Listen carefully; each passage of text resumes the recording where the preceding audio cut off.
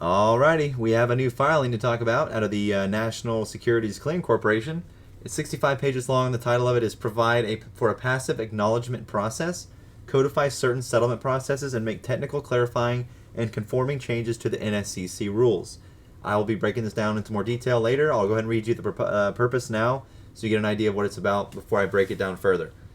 The purpose of this proposed rule change is to, number one, provide for a passive acknowledgement process whereby any settling bank that does not timely acknowledge that it will settle its settlement balance with Nscc or acknowledge its intention to pay or collect from Nscc, or refuse to settle for one or more Nscc members or AIP non-member funds for which it is the designated Nscc settling bank and has not otherwise been in contact with Nscc, would be deemed to have acknowledged its settlement balances. 2.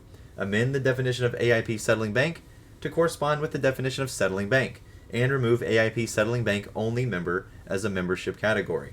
Number 3, codify certain settlement processes. And 4, lastly, make certain technical clarifying and conforming changes that we will go and I will break down into more detail in the next video.